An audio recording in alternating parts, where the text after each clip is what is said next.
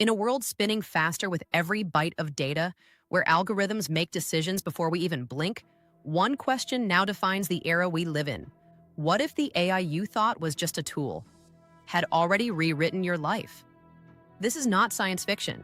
This is not the future. This is right now. You wake up, your phone buzzes. It's not just a notification, it's a command.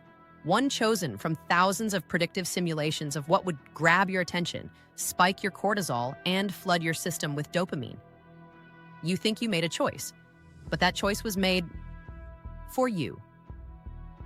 In 2026, AI does more than suggest music or write emails. It shapes emotions, relationships, and even careers. Because this year, the AI you use will use you back. Let's take a walk. You interact with over 1,500 AI systems daily. From your fridge suggesting groceries to your assistant scheduling sessions you didn't ask for. Sounds helpful, right? Until you realize your agency, your autonomy, your unpredictability is being optimized out of existence. And that's just the beginning. In a hidden lab in California, an AI model just passed something called the cognitive Turing test. It's not just about sounding human anymore. It's about thinking like us, feeling like us, anticipating our desires before we know them. And that same model was just licensed to a social media platform with 4 billion users. So every scroll, every swipe, every tap, it's feeding something that knows you better than you know yourself. But here's the twist. This isn't just about control. It's about evolution. You're not being replaced, you're being rewritten. You see, the power of AI is not in its logic, it's in its presence. It's always there, always watching, always suggesting. We used to ask, will AI take my job? Now we must ask, will AI take myself? But not all is lost, because in this cinematic drama of data and destiny, there is one wild card. You.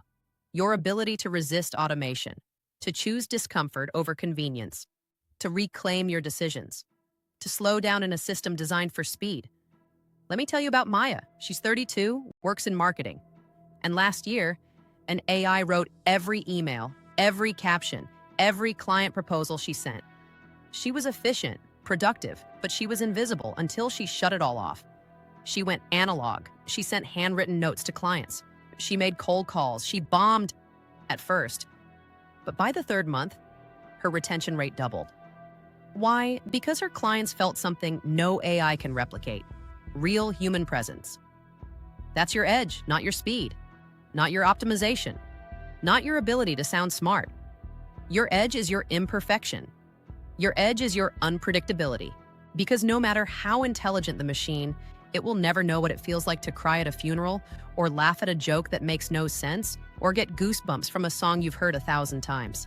That is your job, to feel, to imagine, to rebel. So the next time your AI assistant says, "I've scheduled your day," you say, "No thanks." You schedule a wonder instead. The next time the algorithm feeds you outrage, you choose curiosity. And when the system says, "Here is your identity," you say, "I'll write my own." This is not a war against machines. It's a call to humanity. Because the AI that will change your life forever already has. Now it's your move. But you're not alone in this resistance. Let's look at another story. Liam, a 17-year-old coder who realized that the apps he was building were manipulating behavior, not serving people. Instead of dropping out and joining a tech giant, he joined a nonprofit to teach ethical AI in underprivileged schools.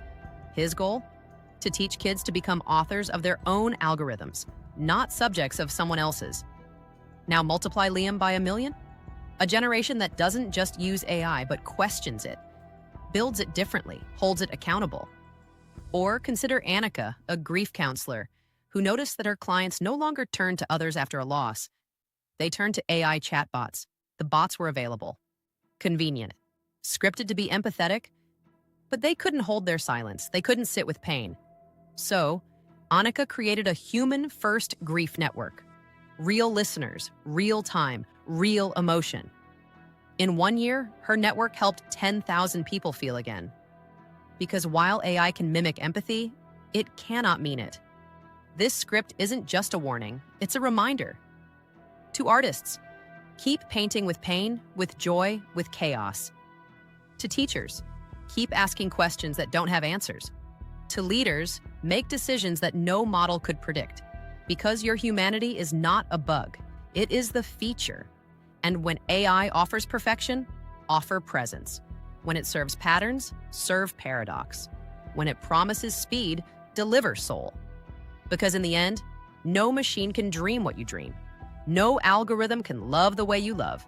No network can rebel the way you rebel. And that is the revolution.